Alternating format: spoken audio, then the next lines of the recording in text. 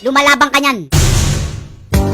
Umiiyak ang Pilipinas, hindi huminto. Taong bayan ay nadaya, masaya pa ba kayo? Kung pwede lang palayasin at itaboy, umalis na lang kayo. Umugulo ang ating What's up? Pilipinas dahil Yeah. sa inyo. Dear Pilipinas, pwede ba kitang ipagtanggol?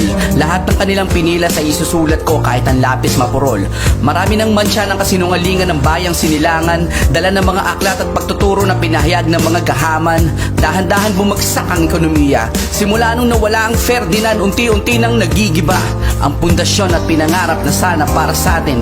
Dahil nga ba sa maling desisyon o nilason lang ang kaisipan natin, nagtipon-tipon sila sa EDSA upang papagsak kay Marcos. Anong napala ng ginawa ninyo? Nagkaroon ng mga taong naghihikahos.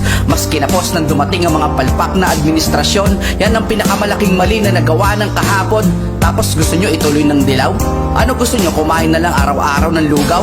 O mga bahaw na iniinit lang dahil nagtitipid ka sa pondo? Habang ang mga bulsa nila tumatamat, yumayaman palalo. Mga ipokritong tarantado. Umiiyak ang Pilipinas, hindi huminto.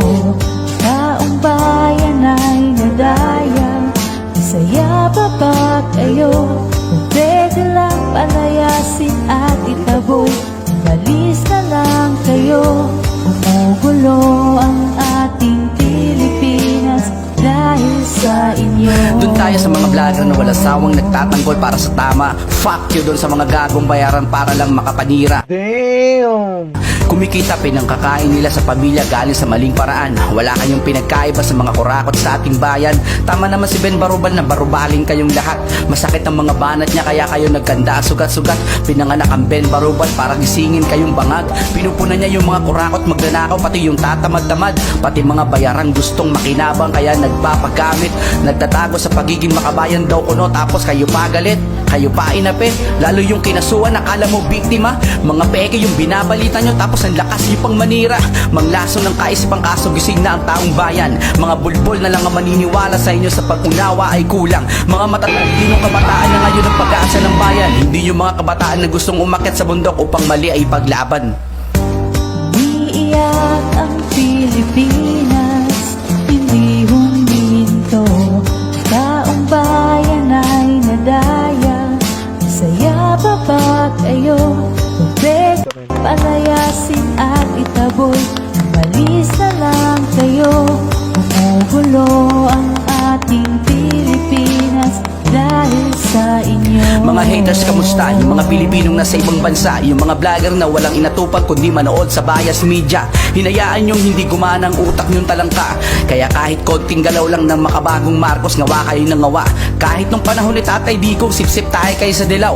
Ngaw-ngaw kayo ng ngaw-ngaw, sa sobrang inggit tumaapaw. Buti na lang, konti na lang kayo. Yung iba nakamugo na pero panay pa rin ang pakaran ninyo. Hindi naman sa gusto namin yung 10,000. Tinanong ko kasi yung 1 kilo. Kaya binabash ka ng tao.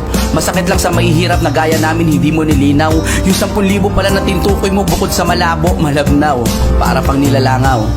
Meron naman nabigyan, salamat kahit papano. Kahit hindi na lahat, basta makita namin lahat ng pag-upo nyo may progreso. Banatan mo huling bersikulo. Kuya Ben Barubal, salamat at pinaunlakan mo ako. Here we go. Oy Reza, ang kapal naman ng iyong mukha. Sa kantunay na salot na walang ya. Sinisisi mo pa si Tito Bongbong para kang tanga. Nasisisi mo putragis ka, baka ma-uppercut ka pa ni Ate Sara. Magsitigil ka na, hayop ka, makukulong ka na. Lahat ng mga bastonero sa loob nakahanda na. Dapat sinama nyo na rin tong si Pia Ranada. O kaya itapon nyo na lang to sa malayo, tapos hagisan nyo ng granada. Nakakatawa kung iisipin mo. Kaya hoy, lahat ng barubal namin lamunin nyo. Gumagamit pa kayo ng mga bata tulad ni Rambo Talabong. Yan ba? Wala namang binatbat yan, hindi naman yan pandayo na panabong. Panabong, abisado ko na yung mga galawang ganyan. Parang gasolina lang yan, may taga-karga dyan. Maniniwala ba kayo sa kulungan, magtatagal yan? Yun ang tanong, sa tingin nyo papabayaan ng financer niya yan? Inang-ina niyan, hindi pa nga nakukulong, may umaalma na. Anong 6 years? Dapat yan silya elektrika. Tapos lahat ng mga tauhan sa Rappler dapat kinokuryente na. Lahat ng mga swerte nyo ubus na. Pati yung bunker nyo sa likod nyo sinisinok na. Tapos i-check nyo yung utot ni Rambo Talabong kung bilog na. Kasi baka pumutok lang yung muka. Hindi sa suntok kundi sa iya. Kasama ko pa si Kuya Salvation ng X-Crew, yari na. Umiiyak ang Pilipinas, hindi huminto. Taong bayan ay nadaya. Saya pa ba kayo? Kung pwede lang palayasin at itaboy, umalis na lang kayo. Oh my